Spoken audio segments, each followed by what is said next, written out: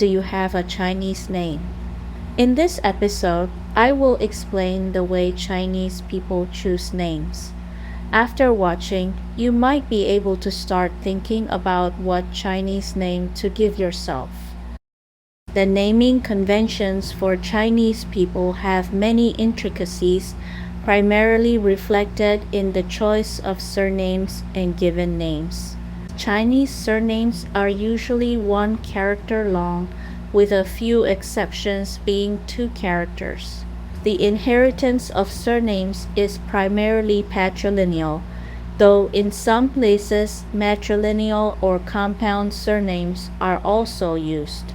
Given names typically consist of one or two characters.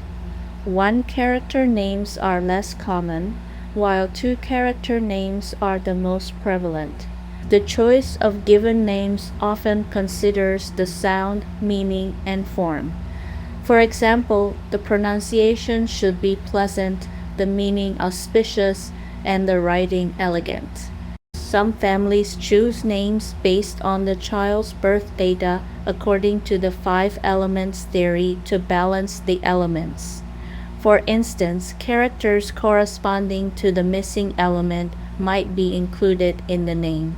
The five elements is an important concept in ancient Chinese philosophy, referring to the fundamental substances and energies that shape the universe and their interrelationships and movements. The five basic elements are: wood represents growth, development, gentleness, and ascending force, symbolizing spring. Fire represents heat, brightness, and ascending force, symbolizing summer.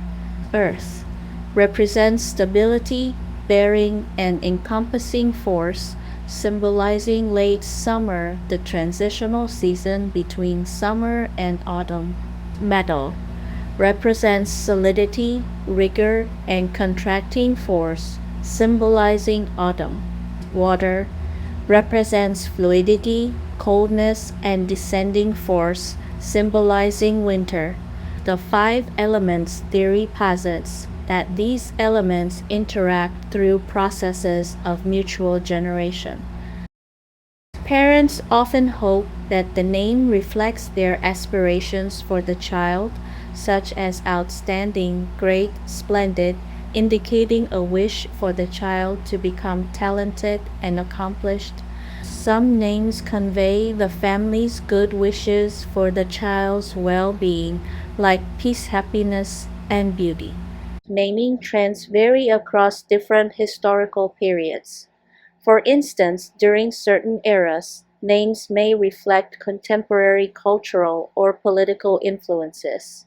For example, during 1966 to 1976, people's names often reflected the political atmosphere and social ideals of the time.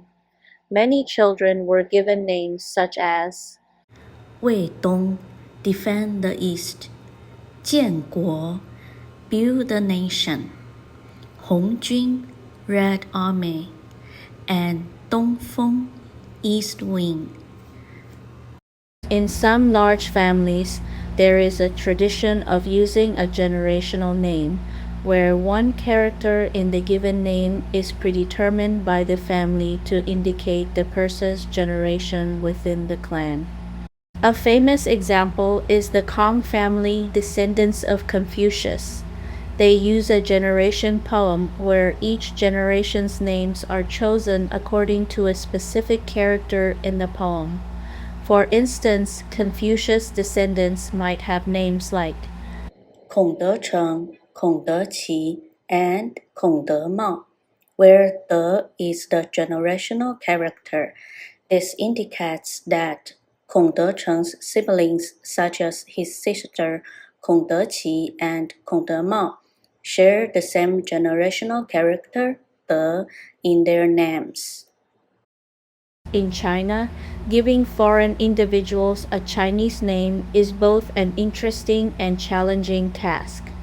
It is not merely a simple translation process, but involves multiple factors to ensure the name sounds natural and meaningful in a Chinese context. Many Chinese names are phonetically translated from the foreign individual's original name. For example, the English name Michael might be translated as 麦克 or 麦克, retaining the original pronunciation. Also, teachers will select characters with positive and auspicious meanings. For instance, someone named Grace might be given a name. 恩惠 meaning grace. Teachers will also ensure that the chosen name matches the gender of the individual. For example, male names might include characters like 强 meaning strong or 伟 meaning great. while female names might include characters like 美 meaning beautiful or 丽 meaning pretty. Sometimes, teachers will choose names based on the individual's personality traits or preferences. For example, a cheerful person might be named 阳 meaning sunshine and 明 meaning bright. Chinese names traditionally follow the structure of having the surname first and the given name second. Teachers might choose a common Chinese surname and then pair it with a suitable given name. In summary, naming in China is a complex task rich with cultural significance. Whether it's for a newborn baby or a foreigner coming to China to study, naming is taken seriously by the elders. So, what is your Chinese name and what does it mean? Feel free to leave a comment and share it with me.